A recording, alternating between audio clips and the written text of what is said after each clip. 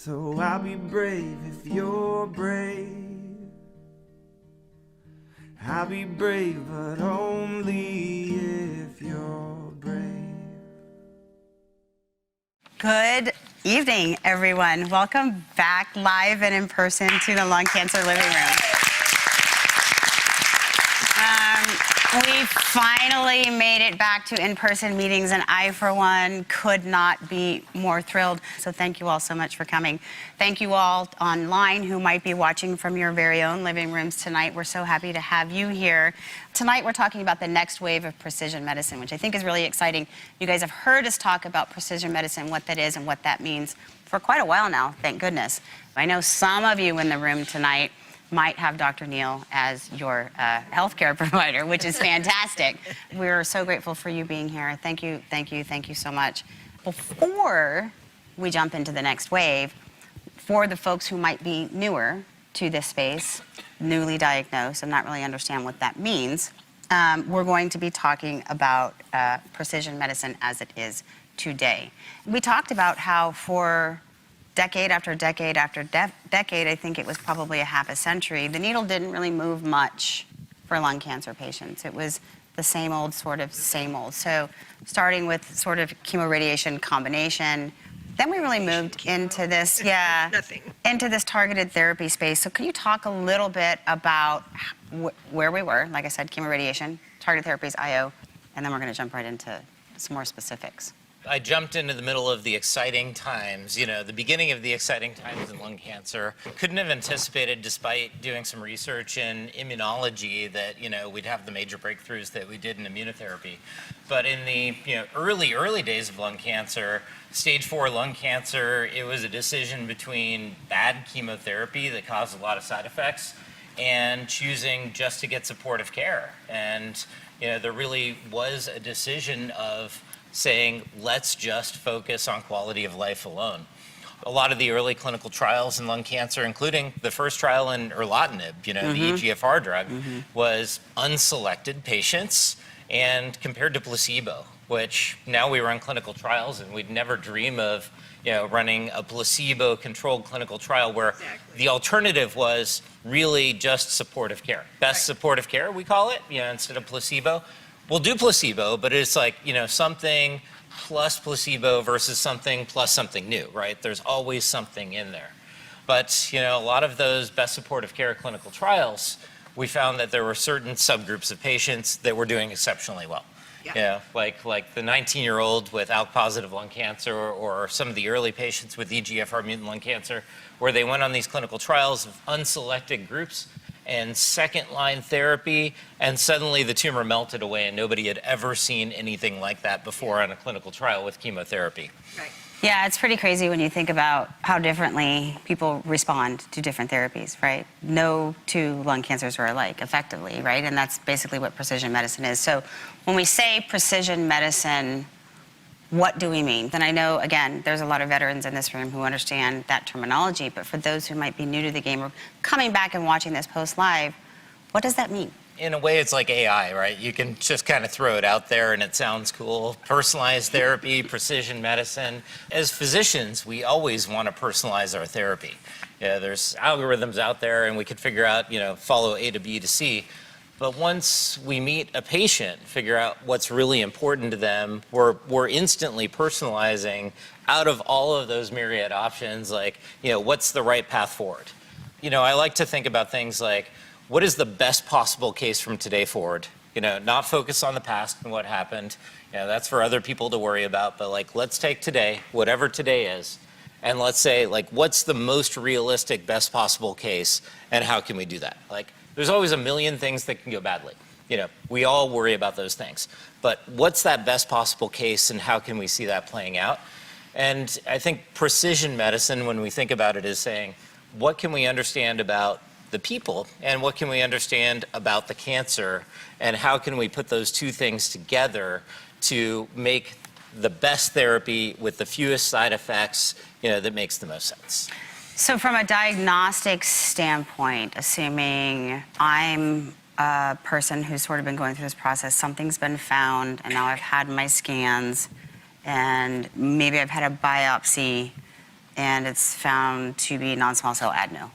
What absolutely needs to happen next for that patient? There's a lot of kinds of lung cancer. Small cell lung cancer is a very unique subtype. It's less than 10% now. 90% is non-small cell. It's a funny name, right? You know, it's not the small cell. That's like, but we're stuck with the name. Within that non-small cell, there's adenocarcinoma that's glandular-like. There's squamous cell cancer that's skin-like.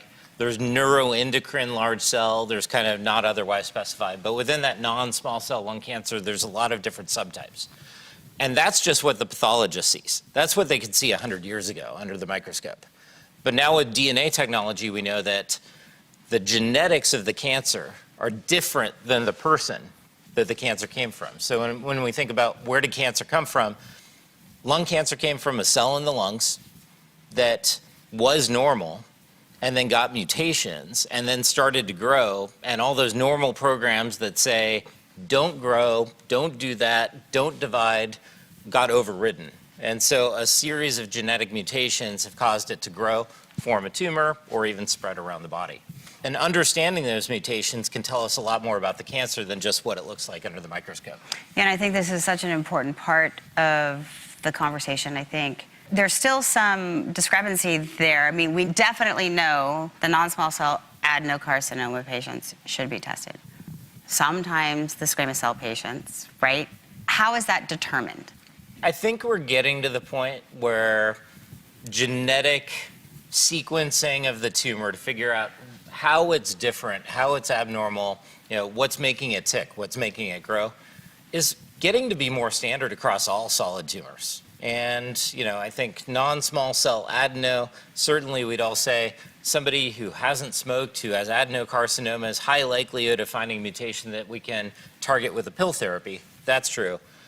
But we're starting to understand that there's other mutations that can help us decide, you know, are there treatments that'll work a little better? Are there treatments that won't work as well in other kinds of cancers too? So increasingly, Danielle, I'm sequencing most of these tumors, you know, and I think we're reaching that point where next generation DNA sequencing is unbelievable, right? So we don't have anything to lose by sequencing everyone. when we started in this, you know, when we started with EGFR mutations, there was debate about like whether EGFR mutations sensitized to drugs like erlotinib. There was debate, or was it just like something else that was sensitizing? Was it EGFR amplification or something else?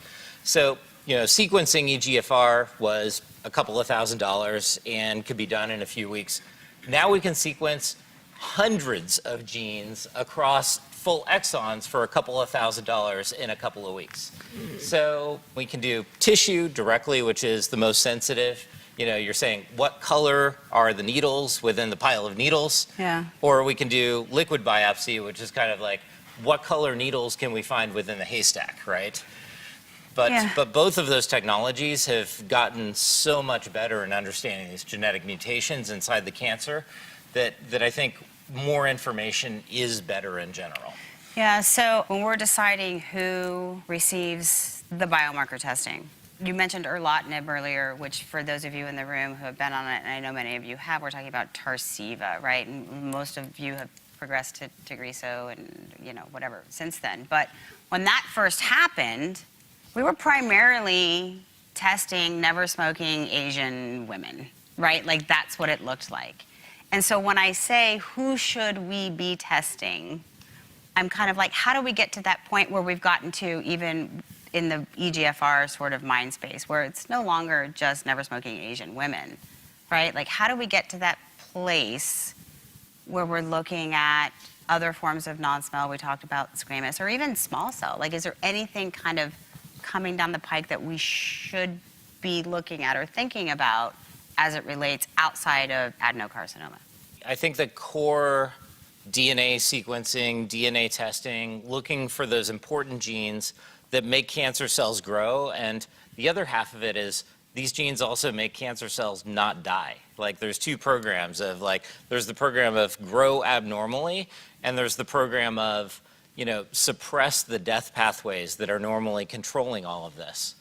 understanding that whole gene profile and understanding how many mutations there are in a cancer can really help us personalize therapy.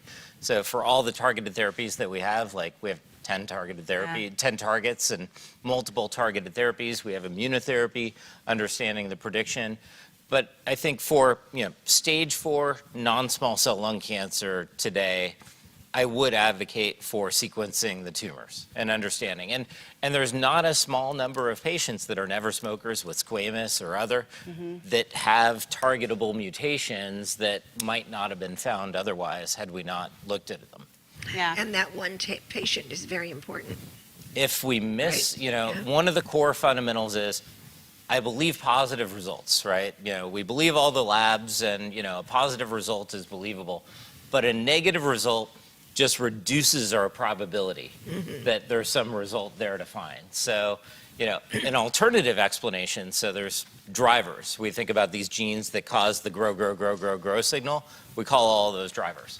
There's not usually 2 of those at the same time. So if we find one driver, we say we can stop. Stop looking. But if we don't find anything that looks like a driver, then maybe more testing is indicated until we find one. So you mentioned that there are 10 targets with FDA-approved therapies, right, that we know about right now. But there are also potentially things in clinical trials, and I think this is where it's relevant when we're thinking even outside of non-small cell adenocarcinoma. I think about the fundamentals of cell biology. A tumor is a cell, and that cell comes from people, but it's different. It's got a lot of genetic changes. So, one time a patient of mine said something about your tumor, blah, blah, blah. And it's like, that's not my tumor. That's that tumor over there, right? That's different, Right, That's the tumor. And it's true. Like, it is genetically very different than the person that it came from. That's, what allowed it to exist in the first place. Right. So when we think about, that tumor and the biology, the fundamental change is the DNA, we think. And there's some changes around the DNA that we're starting to understand but are complex to figure out. Chromatin state, what pieces of DNA are open and expressed and what pieces of DNA are silenced, like really complicated stuff. Like, it's not just about opening the Encyclopedia Britannica and figuring out what the information is. It's like certain sections are taped off and the pages are glued shut, It's like, you can't read this page. It's really hard to open this page. Like, that's how the DNA works in the cell. But then that DNA creates RNA, which we can also test in tumors now. And, that RNA leads straight to proteins. So the RNA pieces are easier to find. Huge genes that come together, like huge rearrangements, like ROS or RET or ALK, are easier to find by RNA testing because it's 2 very different genes and you can't sequence the whole thing. And then there's proteins too. So, ultimately it's the proteins that are causing all of the effects of these gene changes. It's on the protein level. So it's the protein EGFR, not the gene EGFR, that's causing cancer division or ALK or all the rest of them. And then there's other proteins that are on the outside of the cell that we're starting to look at and saying, some tumors have these proteins and we can make antibodies and we can start to target these antibodies on the outside that are not fundamental to the biology of the tumor. They're not making the tumor grow, but they just happen to be there and a convenient target to use. So by sheer fact that they're there makes them a target. If it's different than self, it's a good target for anti-cancer therapy. Right? Interesting. So now you guys know kind of when we started this by saying that no one single cancer is the same, right? And why it's so important that this type of testing be done, but not only that it be done, but that it be sort of analyzed and then your treatment plan be put out by somebody who can easily understand it. So let's go to biopsies. You mentioned tissue and liquid, and I think this is an important area because liquid is sort of newer to the game. And I think there's some confusion and quite often discrepancies on how and when it's being used. So in your opinion, let's talk about the 2. Do you do both at the same time? Do you do one over the other? Newly diagnosed patient with non-small cell lung cancer, more likely adeno. Like most of the lung cancers that we see in the United States, and especially in the Bay Area, tend to be adenocarcinomas, probably due to the relative low levels of smoking around here. So they're just kind of randomly occurring cancers, truly randomly occurring. Can blame air pollution or whatever else we want to say, radon. You know, whatever caused it, we have to say, how do we figure out what those genetic changes are? And, you know, there's a lot of anxiety with that diagnosis of there's a mass, maybe there's metastases. How do we figure this out? So liquid biopsies, you know, blood, looking for abnormal pieces of DNA, because remember, these DNA changes are not self. There's no EGFR mutations, you know, with rare exceptions, you know, kind of in people without cancer. So if you find an EGFR mutation, even if it's 1 out of 10,000 EGFR sequences, it's unusual. Right. So, you know, that's how the liquid biopsy works, is by determining, in general, this shouldn't be there. But not all tumors are releasing DNA. For them to release DNA into the blood, they have to be dying. And I like to think about cancer sort of in that, you know, growth signals and death signals. I like to think about them as sort of like a slight balance toward growth over dying. Like, tumors are not healthy. Like, I want to think of them as very sick objects, you know, that we can change that balance very slightly. So when they're slightly growing, they're also dying a lot. Like, a lot of the tumor cells are dying. So we know cells can grow every day or two, but lung cancers grow over periods of months, not days or weeks. So that death leads to DNA coming out, and that DNA we can find in the blood. So liquid biopsies are easy. You can do it from a normal lab. It takes, you know, about a week for results. But if it's negative, it's not necessarily definitive. If you sequence the haystack for needles and don't find a red needle, that doesn't necessarily mean you found all the needles, right? Or maybe the needle wasn't even in there from the tumor. So just to kind of recap for those that are watching, so liquid biopsies as they stand today are a very great and amazing tool. And they came on fast and furious, right? Which is fantastic for those whose tumors are literally shedding into their bloodstream. But just because you don't see it there, it does not mean it's not there. So then that's where tissue is still sort of the gold standard. Right. And to do a liquid biopsy, they're not diagnostic for a type of cancer. Just because there's a mass, usually we want to know that it's cancer before we do a liquid biopsy and say, what kind of lung cancer is it? Once we have the tumor, if we have enough tumor, then we can do rapid tests or kind of DNA sequencing within a few weeks to be able to say exactly what kind of lung cancer that is. So, you know, the gold standard, if there is tissue, is the tissue testing, DNA. Even RNA that I alluded to, which is a little more sensitive for some of these really rare rearrangements. But the liquid biopsy can be fast and convenient. So many of my colleagues say these are complementary, and, you know, it's all about timing, right? When was the CT done? Where was the biopsy done? When does somebody see a medical provider that orders these tests to make sure they're done? And there is a lot of variability, even in Northern California and around the United States and around the world, in terms of what testing is done and what the sequence is. Because, you know, this path from first evidence of lung cancer to having all the information for treatment is different for each person. There are, in a lot of instances, more than one right answer for your diagnosis, right? And so I briefly want you to talk from your perspective about how you come to that conclusion, because I think it ties really neatly back in with this precision medicine sort of conversation. How do you choose? And this is we're still on targeted therapies, right? So, or maybe you don't have a target. Like, how are you choosing when you've got maybe a target that's got more than one drug that's been approved for it? To back up a little step, you know, so I hope that the pathologists, you know, will create what we call, you know, standardized or synoptic reports, right? And that should be a standard for a pathologist reading out lung cancer anywhere in the country. That's one way that we standardize this. And kind of cue the pathologist, like, lung cancer needs more testing, right, of whatever that is at the institution. So then we say, okay, well, now we have the whole picture. So we've moved to beyond, you know, the testing is done. We look at the molecular testing, whatever the profile is. Hopefully we find a targetable gene, one of the ones that we already mentioned. And then in general, but with some exceptions, we'll give targeted therapies first. Why do we give targeted therapies first? There were a series of clinical trials, chemotherapy versus pill therapies. And for the most part, they showed that the pill therapies worked for longer. They tended to have a little bit better penetration to prevent brain metastases or shrink brain metastases that were there in general.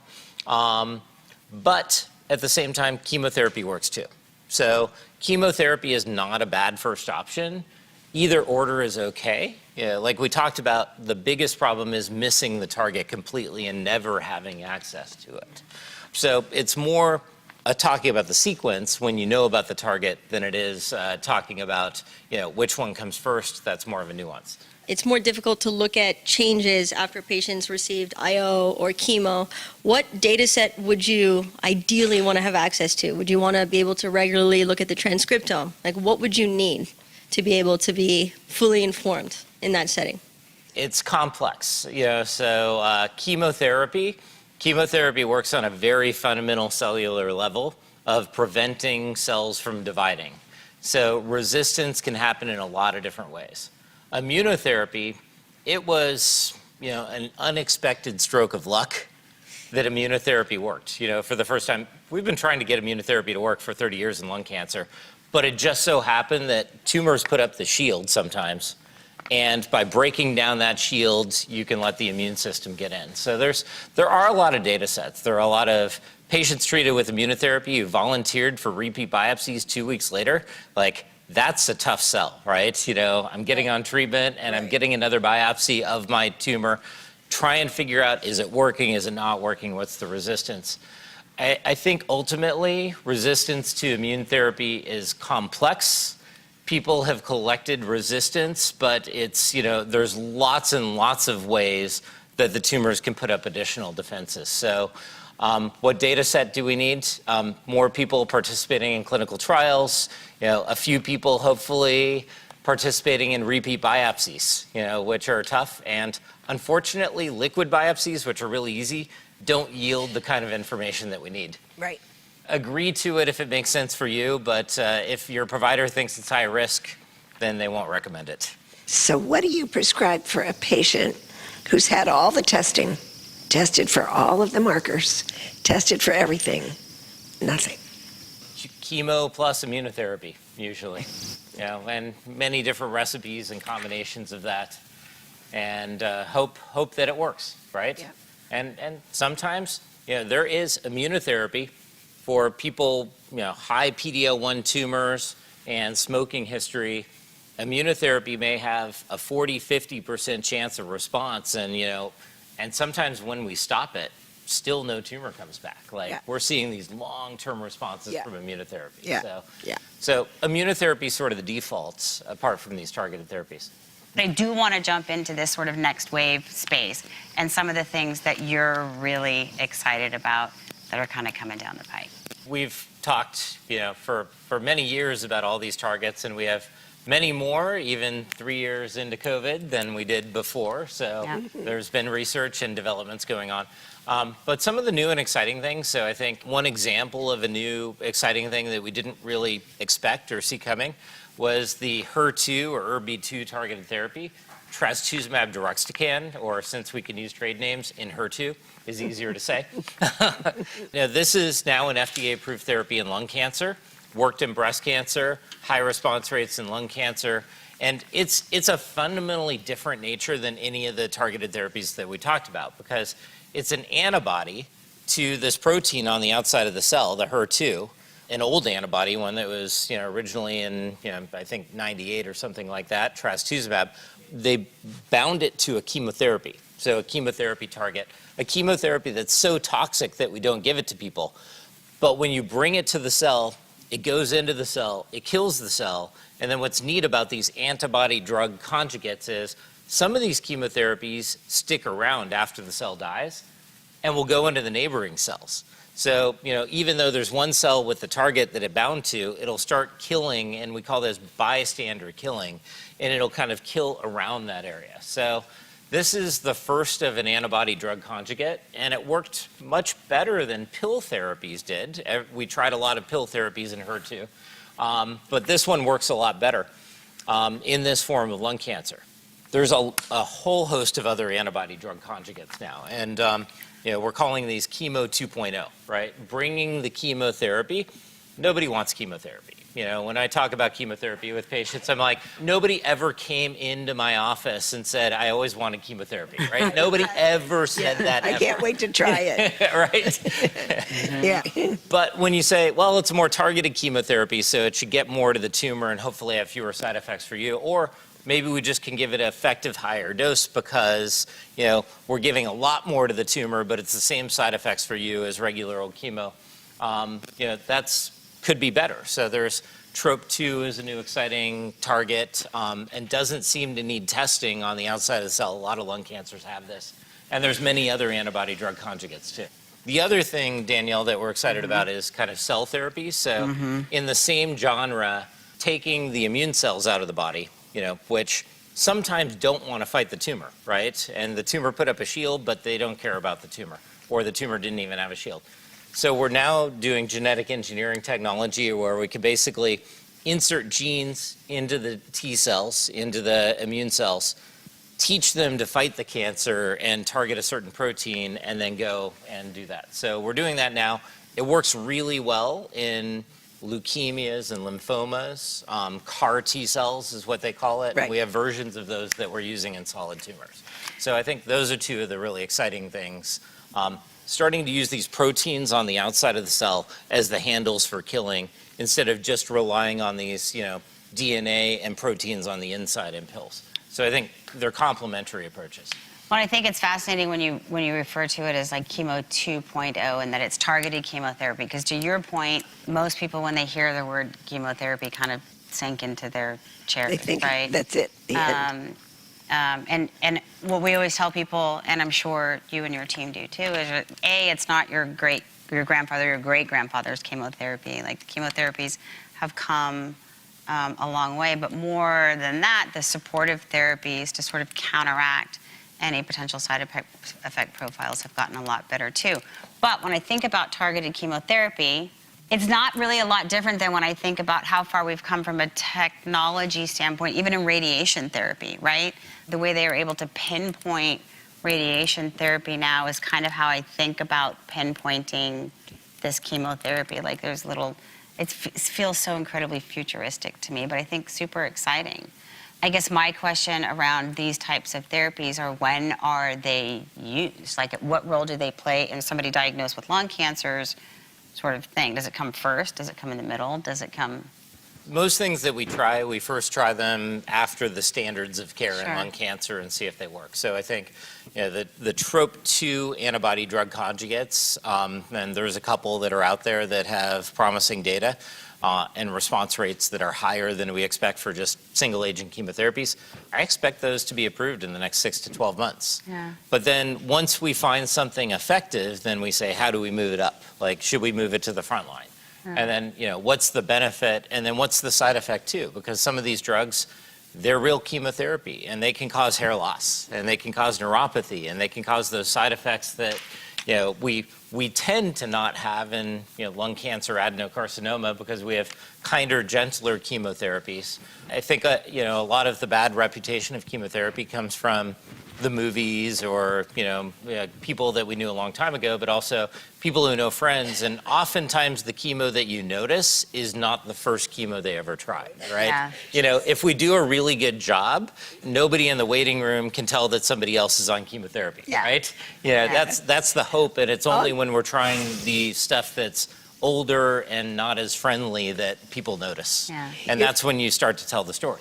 I think the bottom line about this conversation, and there's not enough time in an evening for us to really cover everything and all these exciting things that are happening right now. But I think the important sort of take home is very exciting things are happening and are continuing to happen. And I think from my experience of talking to patients for the last 15 or 16 years is that they want that plan B, like what's my back pocket option for if and when my current option stops working for me. And I think, you've discussed tonight a lot of ways that we have kind of come down sort of, the highway, I guess, if you will, of therapies that have become options and only looking at some more really exciting things. And I think the last thing I want to say, and I would love for you to comment on, and people who know me know I tout this all the time, is this sort of clinical trial space. Because just like chemotherapy, clinical trials aren't your grandfather's or your great-grandfather's clinical trials. As Joel said earlier, you're either getting standard of care,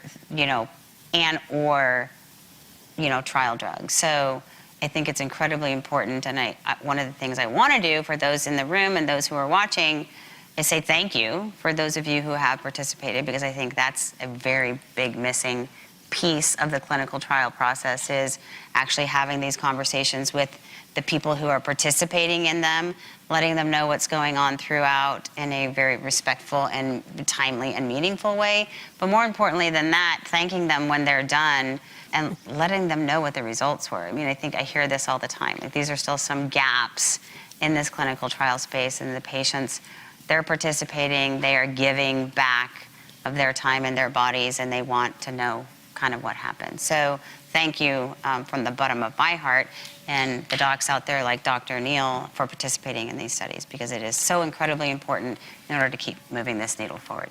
Before I do my thank yous, and I already went through the living room things, I think a lot of you, and this is mostly for those of you in the room, and any of you who may have been on the road, remember Rocky Robinson. So Rocky was our backhand, like the right hand, the front hand, I don't know, the left hand, all the hands of this production coming out of that back room. And we unfortunately and very unexpectedly lost Rocky last month. So I just want to give a shout out, not only to him in remembrance, but to Penn Media and this crew, who's a new crew to us, for coming in today and really pulling it off without having our dear Rocky in the background. And he will be greatly missed, but a huge thank you to all of you for stepping up and pulling this all together.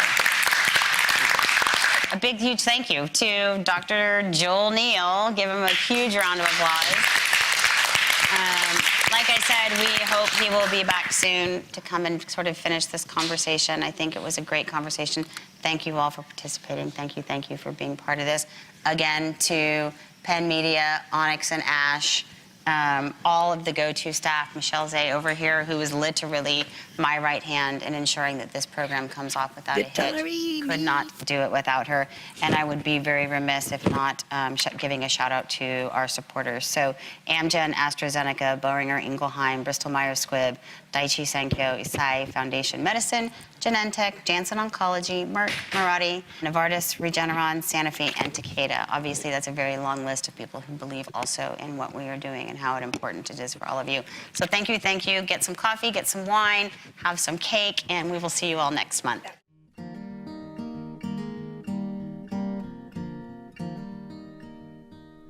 So I'll be brave if you're brave. I'll be brave, but only if